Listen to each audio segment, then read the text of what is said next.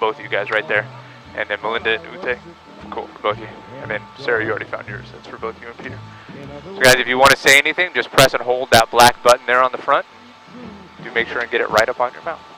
So I have a different mic. Same idea though. You see how close mine is to my mouth. If I pull it away just like an inch, it stops working. You can't hear anything at all. So if you get lipstick or something like that on the microphone, that's good stuff. Means you're using it right. Right on. Hey guys, before we get going, I do need to make sure everybody saw that safety briefing video inside. Yeah, cool. Yeah. Norbert, you're good with the emergency exit next to your right foot? Not unless I ask, though, right? And I'm not going to ask. Cool. Does anybody have a last minute safety question before we go? No? Okay. I do need to turn the microphones off just for about the first 3 or 4 minutes of the flight during takeoff. Again, at the end during landing, I do need to talk to air traffic control, so give me a few minutes, but as soon as I can, I'll get the mics back on. So I'm switching off. We'll be underway here in just a second. You are all I long for, all I worship and I adore. In other words, please be true.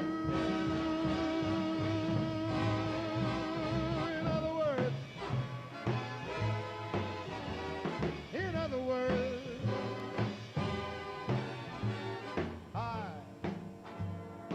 I love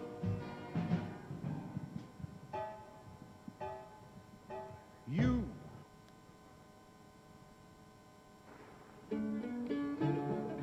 Guys, we got somebody taking off. Oh, there he goes. So now it's our turn. Here we go.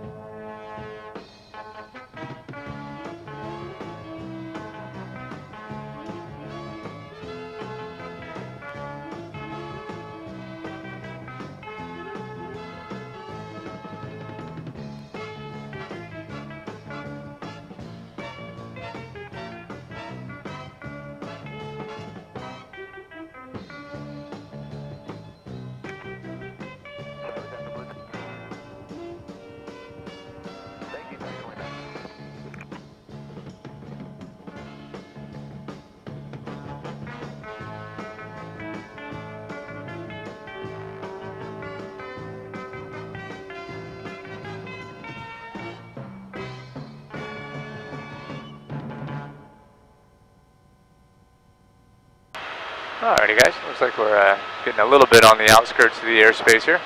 So I did turn your microphones back on. You know, please use those to talk to each other too, but it doesn't just have to be me. But do remember everybody can hear you though, so no secrets or anything like that on the helicopter. Guys, please do ask me questions or, you know, feel free to complain about my flying or make fun of my music.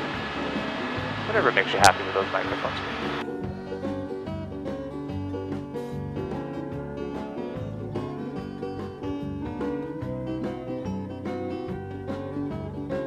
Guys, this big grid that we're flying over right here, this is the Mauna Loa macadamia nut farm.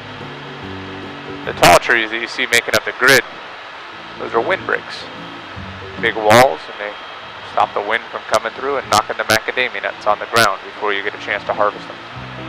Norfolk Island pine trees, the tall windbreaks.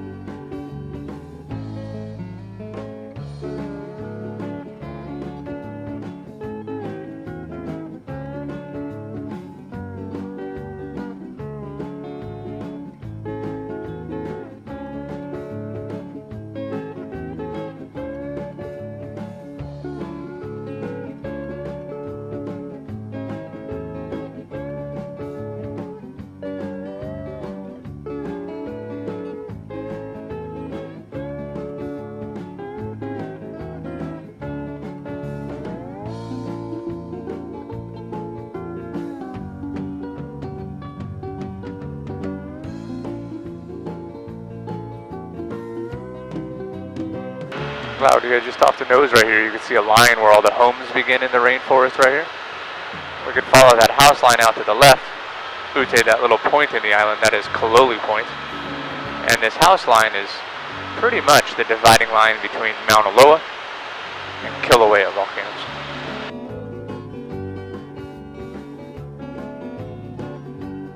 This island made of 5 different volcanoes.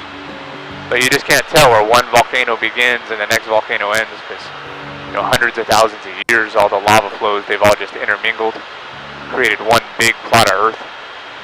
But when you look at a chart anyway, the charts always divide Mauna Loa and Kilauea right here, right where the homes start.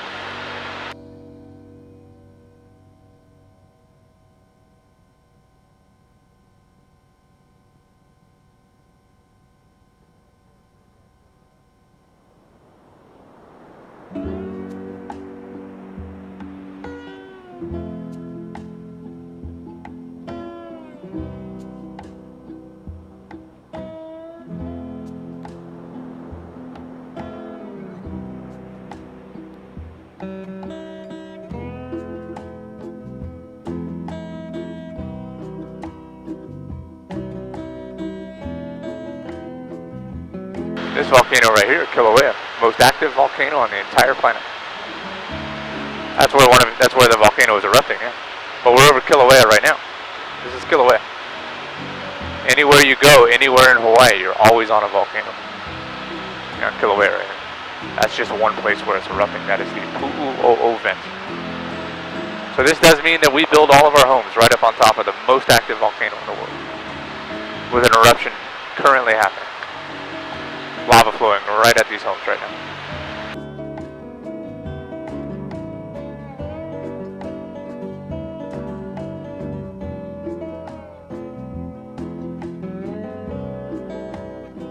You guys do forgive me if I stop talking mid-sentence or maybe ask you to repeat a question.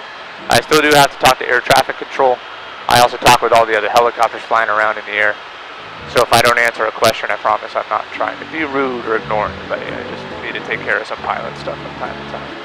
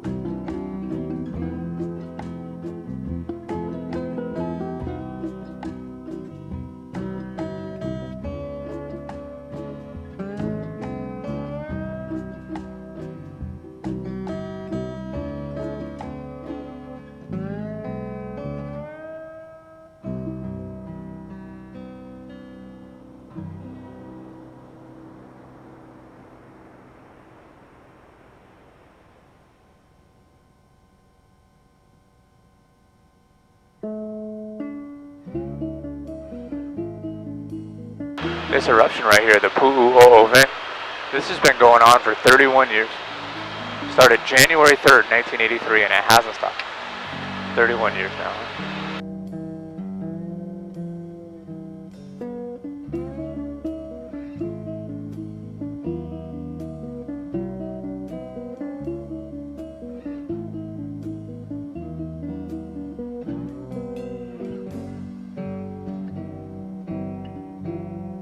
And this is just one place here where Kilauea is erupting. Kilauea is erupting in 2 different places.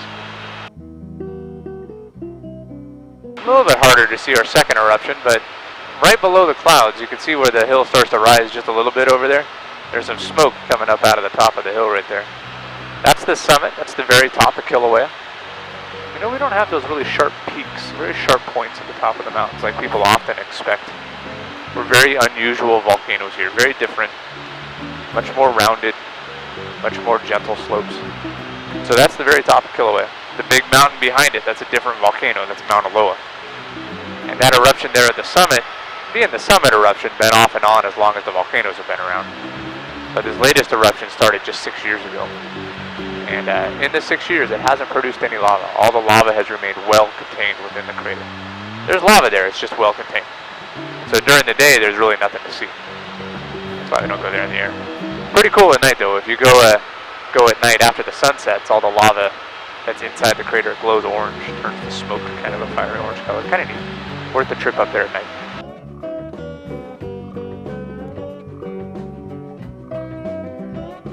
I'm sorry, were you going to say something, Bob? You have to press that black button there on the front. Oh. Let me see. Well, that's frustrating. It must have just stopped working.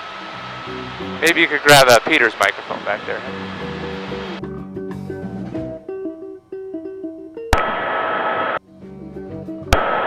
went to see it last night. Yeah, very cool.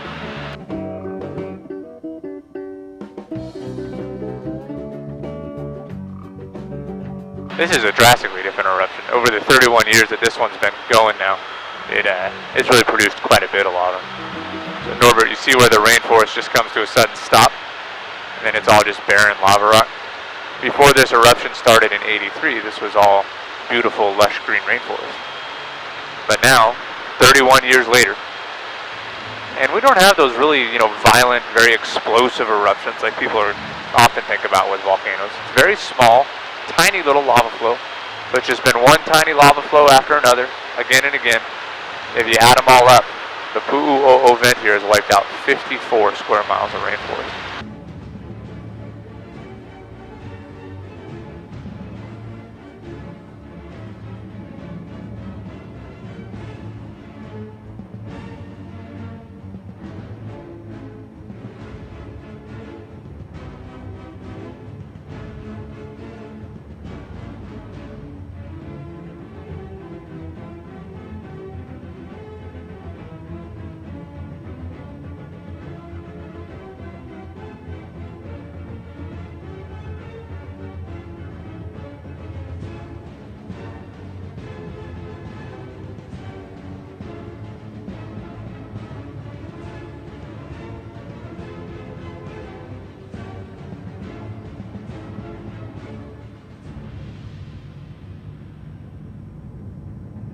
And this is why we're the biggest island, right? We're the only island over the volcanic hotspot, so when the lava flows all the way down to the ocean, spills off the cliff and makes new island for us. Last time that happened was not quite 2 years ago. It was November 2012. And we can actually see the land that it created, Sarah, right out your window. Just as the island's curving out, you see two layers on the cliff there. There's the shorter cliff sticking out. The taller cliff right behind it. The taller cliff is where the island ended just last November. And then we had lava going into the ocean for about 9 months, and it built that whole little section sticking out. Looks like a little step down right there. We call that a bench. Brand new island for us there, that bench. Our island grew by 2 acres last year.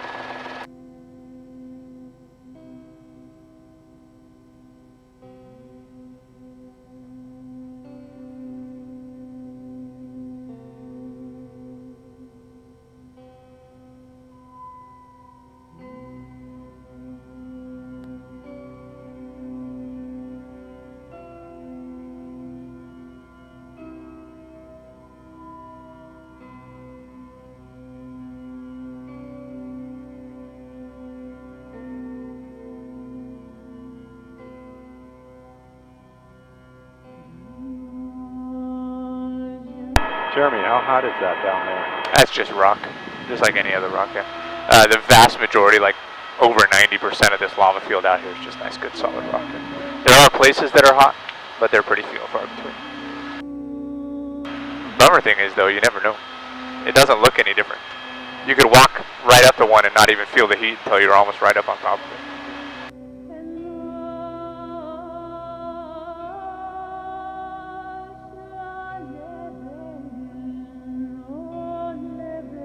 And I think it's amazing that the lava leaves these little groupings of trees. These are called kipuka. They're just surviving. They haven't been hit by lava.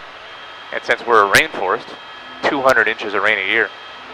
less lava physically touches something, it survives. They just remain. And Norbert, that Kipuka out your window, you can see there's a road running east to west across it. That road used to come all the way across the cliff. Ute, you can see a little bit of that same road toward the bottom of this long skinny Kipuka. Same road coming all the way across.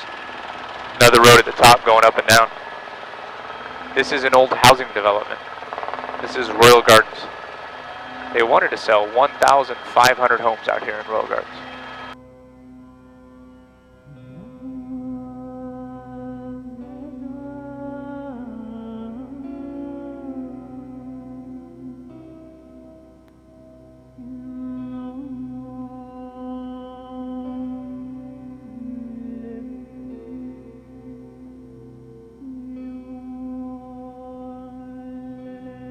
They sold the first homes here in 1978.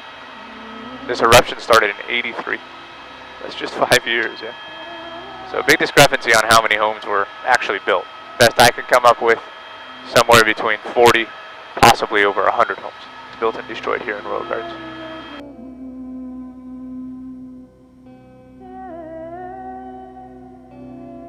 And we can still see the lava tube that's running through town right now. Sarah, just out your window, you see all this white staining on the rock? That's from smoke. Keep going up the hill. Thought you can see another group of white staining directly just above this blacker lava right here. If you start at the source, Ute, that hill off in the distance, the Pu'u'o'o vent, as we get a little higher, start coming down the hill, you'll see about, I don't know, about a dozen of these little groups of white and orange staining. And if you connect all the dots, you can imagine the little winding river that's moving just below the surface. It's a lava tube. And this is the way that lava generally makes its way around the island, is underground in these lava tubes like this.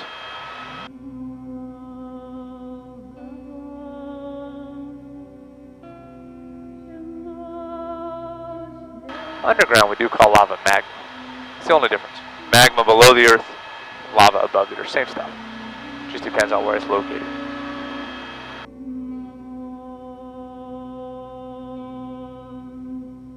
So if we're being persnickety, as I like to do quite often, because it's fun, it's a magma tube, not a lava tube, yeah? Because it's underground, right?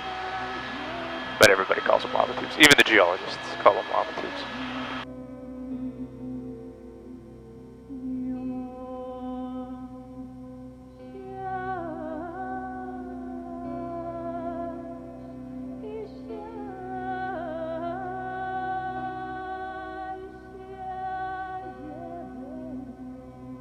And the reason why we get the lava tube, same reason we don't have a big red molten lava lake inside the vent. That's just because as soon as lava gets exposed to the air, it starts to cool. Sometimes just within the first 2 or 3 seconds.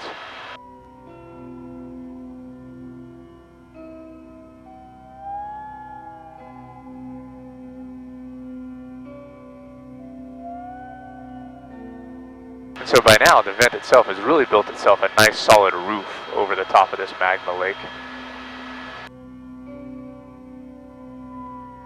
Been working on it for 3 years. Last time the roof collapsed was about 3 years ago. Built it up again. It's constantly collapsing and rebuilding.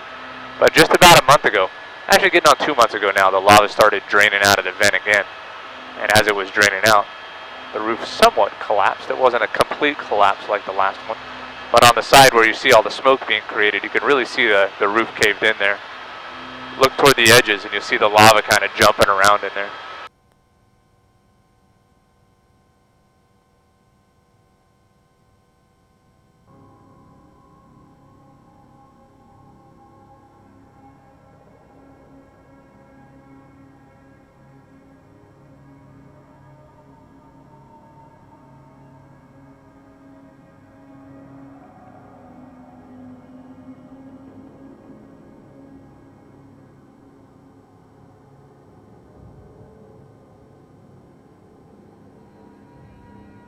Just underneath the smoke. Shoot, we just need the smoke to cooperate. But just on the right rim, right up underneath the smoke, you can see a little lava pond. Some lava jumping around. A couple little holes in the surface over on the other side you can see glowing orange.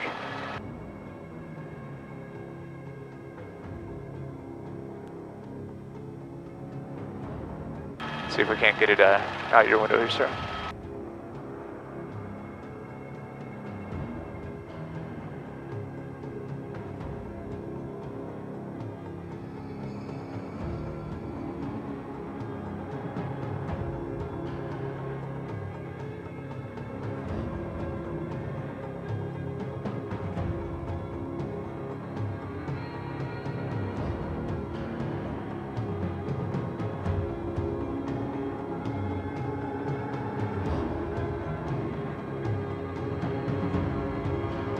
It looks like the smoke's blowing out of the way now. Not the biggest column of smoke, but behind it there's another column. Yep, that lava pond's starting to come into view. And there you can see it jumping around in there right now.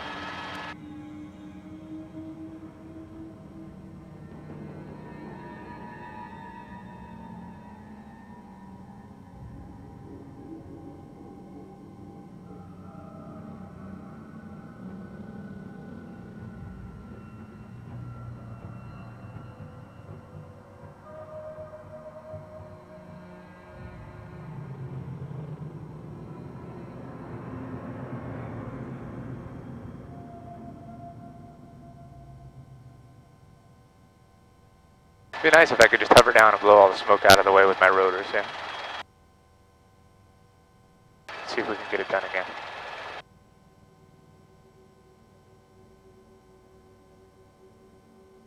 Ah, now the smoke's really picking up.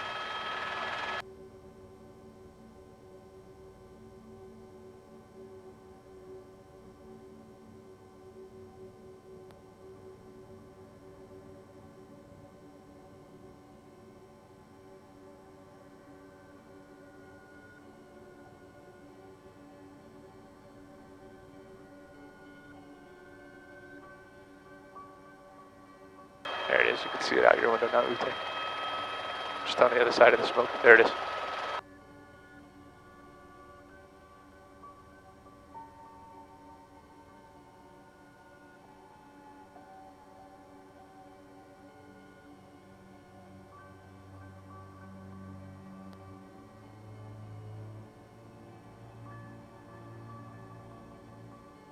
Involved in a pretty good lava tube right now. Ute, you see the smoke coming down out your window right there.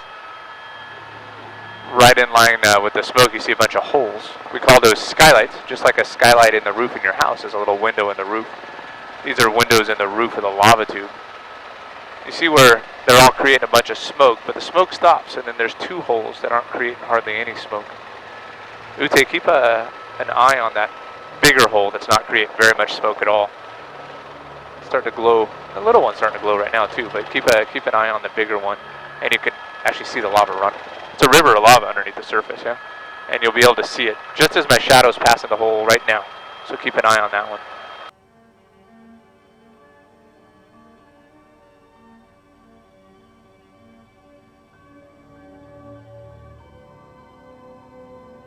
There you go, glowing orange.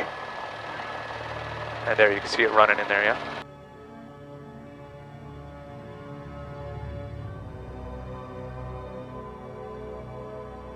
A couple more little skylights. Right over there. Amazing.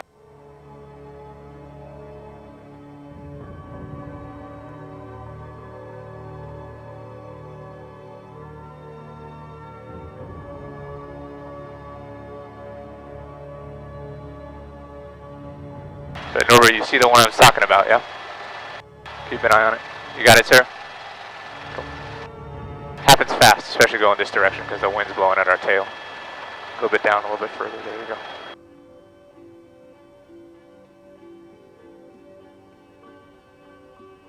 There it goes.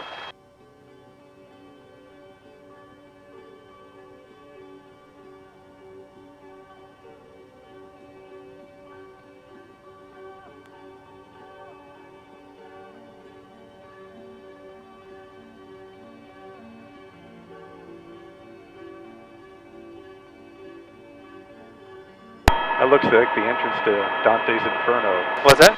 Looks like the entrance to hell there. That's right. Dante's Inferno, that's what you were saying. Right on.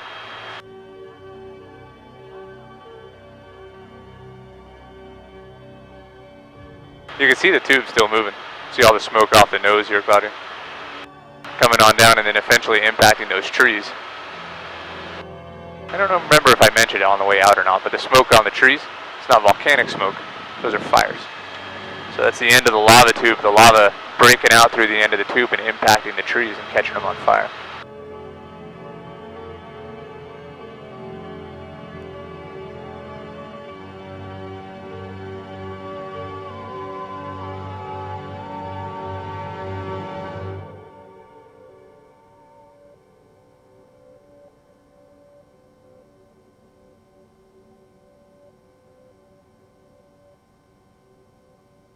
Little gathering of geologists down there. Look at them.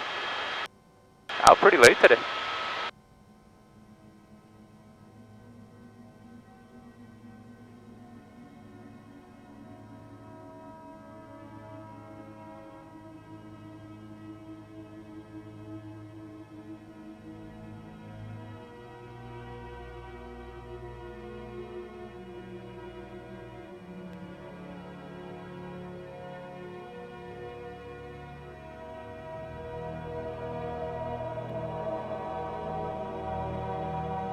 So as we approach these tree fires here, we'll see a couple things. You see red, the flickering of the flames from the fires where the lava is actually impacting the trees. And then if we're lucky and Pele is kind to us, we might get to see a little bit of solid red, usually a bit darker as well. And that solid darker red, that's the molten lava. So let me bring it in as close as I can and see what we can see.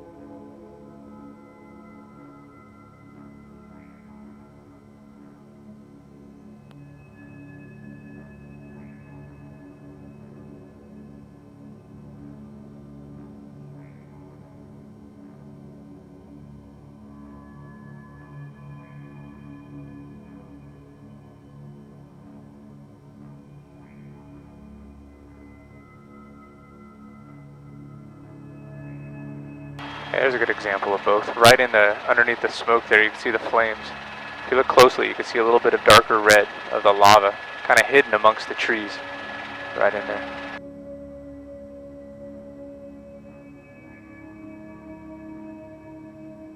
Just in case you didn't believe me that we don't break out into raging forest fires where you can see the lava right there. Huh?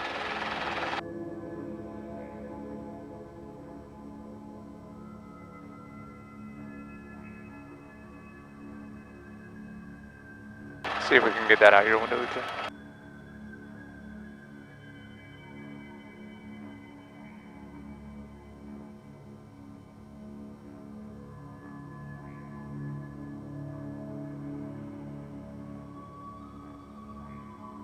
Yeah, the shadow of the cloud went away, so it'll be a little harder to see, but you could still see it down there. Look like little lava streams coming right at us.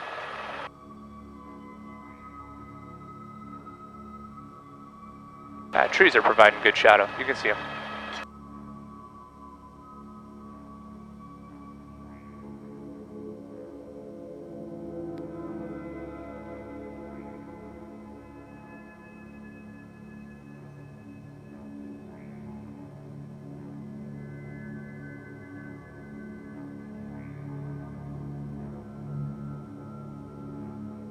And this process that we're looking at, this is the same process that has built every last square inch of land in the entire Hawaiian Island chain. All the way from here out to Midway. It's all started out looking like this barren black and gray and brown lava rock that we see right here.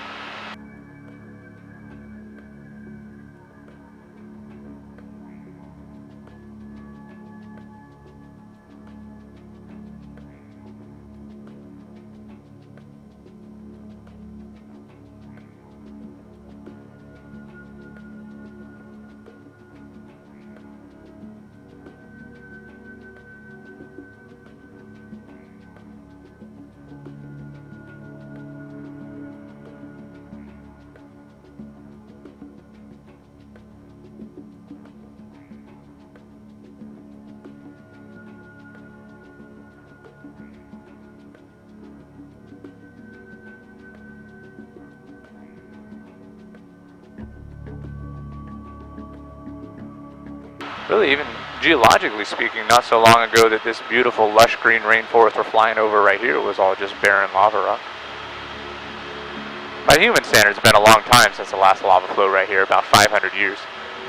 But to get a fully mature rainforest in just 500 years is pretty quick. You know, most rainforests in the world, they might take a couple thousand years to fully mature. But our lava rock is just so fertile. There's a lot of nitrogen in the rock, a lot of iron as well. That's how we get all the red rock and the red dirt, the red sand. All the iron in the rock is starting to rust. Certainly plenty of sulfur from all the volcanic ash. So, you know, sometimes first things will grow out of the top of the lava rock within the first 3 years. And then just 400 or 500 years on this side of the island with all of our rain, we'll get a fully mature rainforest over there.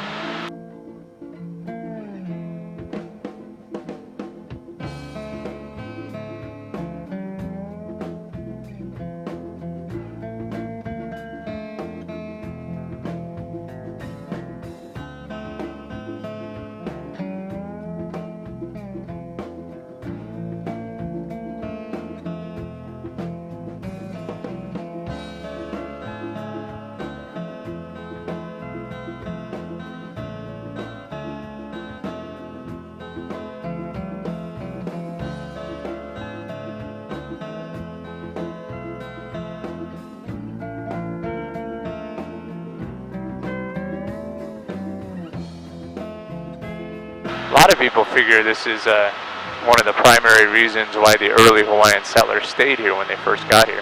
It's because of how fertile all this lava rock is. You know, they all left their homes because they were looking for a place to start a new life. I've always imagined when they got out here, looked around, saw how green everything is, you know, they had to think to themselves, we'll never go hungry, right? For good reason. I mean, you can grow whatever it is you want to grow out here. I mean, there is a climate that will work for you. If rainforest doesn't work, we have 11 different climates. There's only 13 climates on the planet. Hawaii has 11. So you can grow whatever you want to grow out.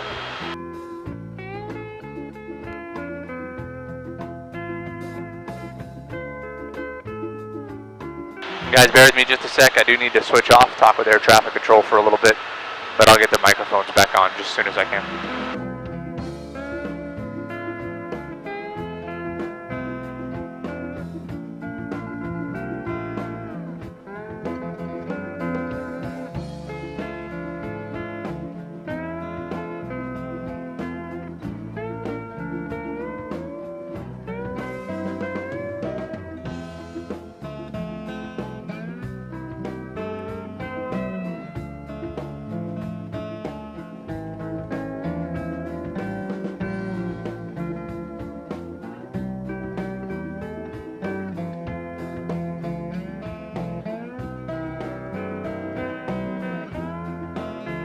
Alrighty guys, thanks for that.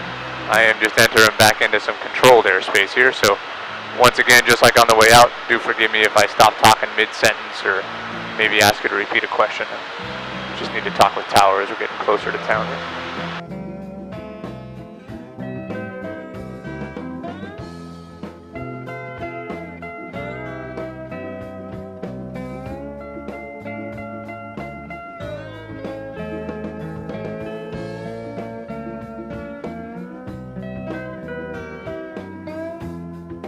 Coming into a pretty good view of Hilo too. Norbert just off the right nose toward the bay, our big old bustling metropolis of Hilo out there.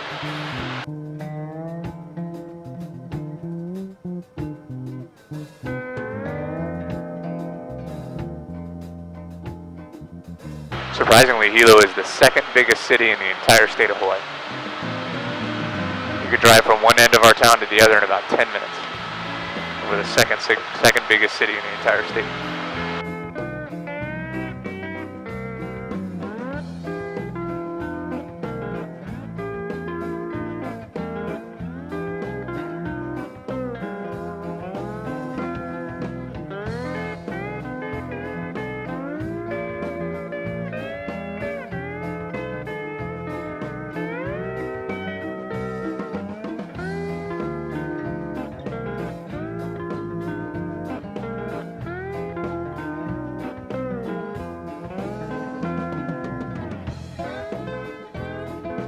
And Hilo's going to get run over by a lava flow here eventually too.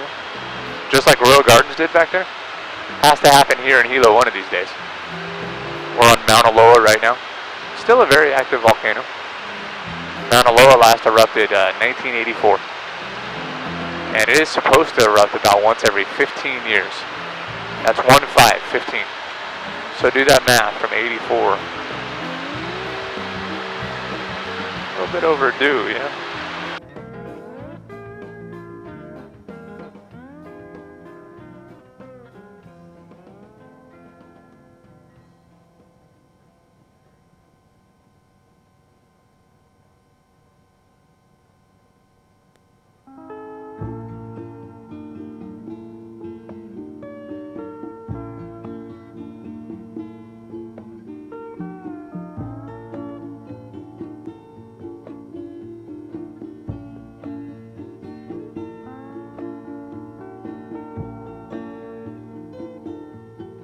Thankfully, though, Mauna Loa is not showing any sign of erupting right now. So we should be good for today and tomorrow anyway.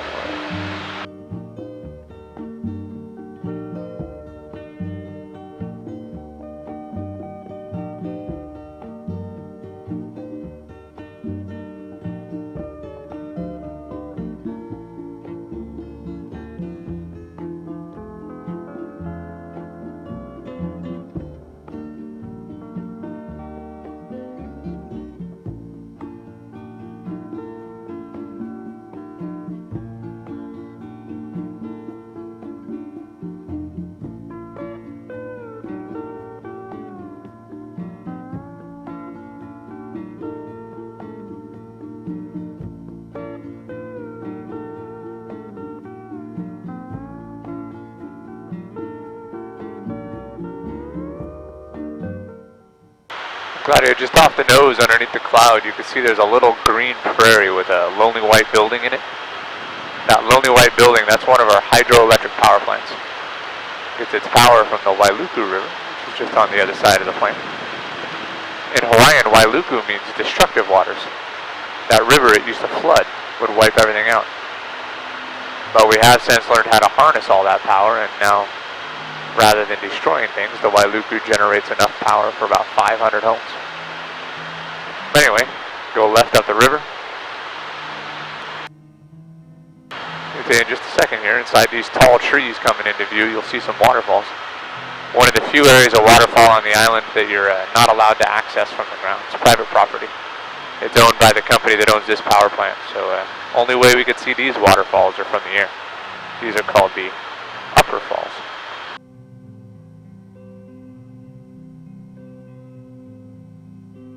I heard there was a secret chord that David played and it pleased the Lord, but you don't really care for music, do you?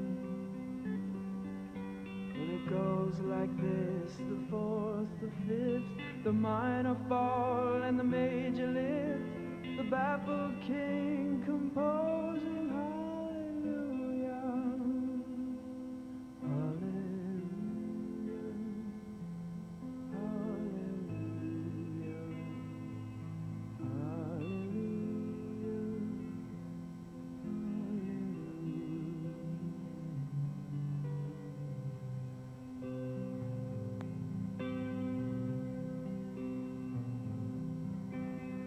Faith was strong, but you needed proof. You saw her bathing on the roof, her beauty and the moonlight overthrew you. And she tied you to her kitchen chair, and she broke your throne, and she cut your hair, and from your lips she drew the hallelujah.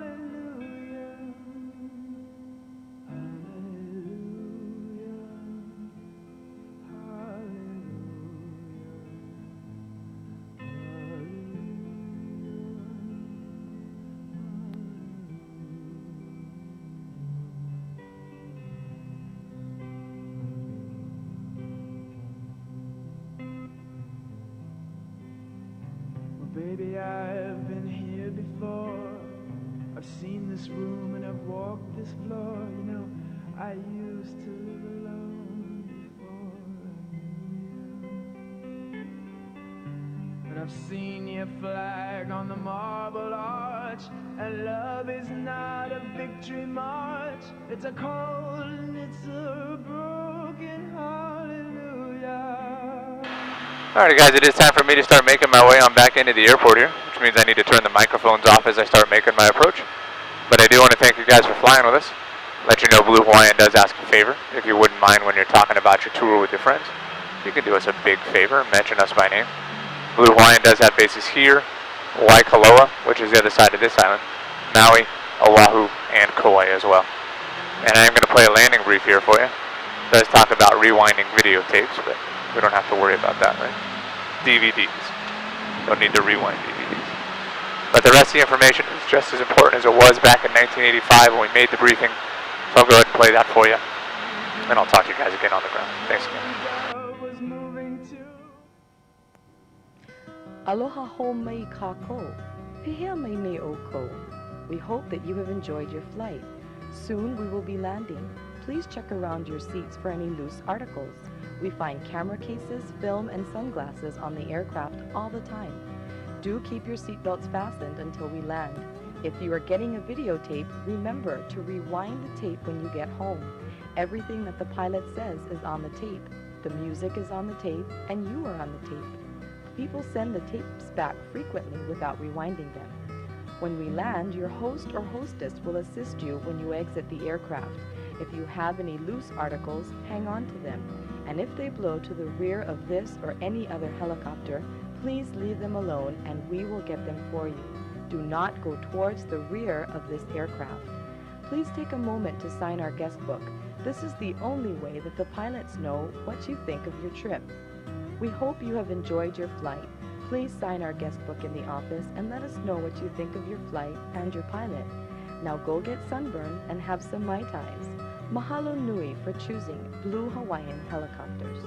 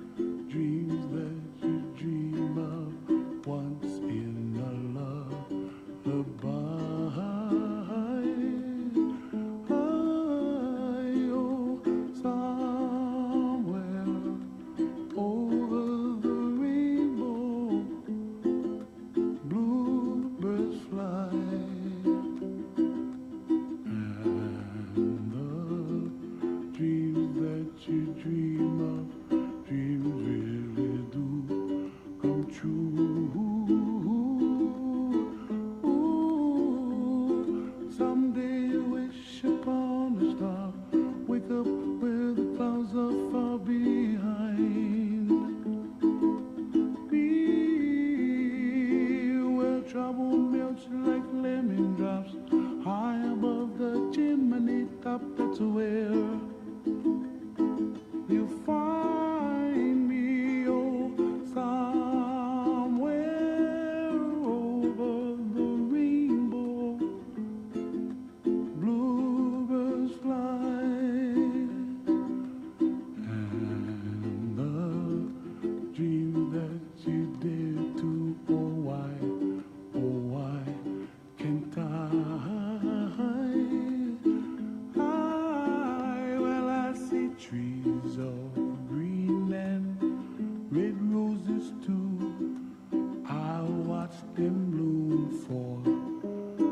Alright guys, thanks again. Looks like Tyler's going to come get us squared away, so give us just a sec. He's going to get these doors open for us. So Norbert, I do need to remind you one more time and ask you not to pull that emergency handle while we're waiting. Appreciate that. Thanks again, guys. You guys enjoy the rest of your stay. Thank you very much. Don't forget to take your headsets off too. Mahalo. Thank you. I like the dark and I think to myself, what a wonderful world. You're good, go ahead. You just turn it to get it off. Cool, and then take your headset off too. In the sky are also on the faces of people passing by. I see friends shaking hands, singing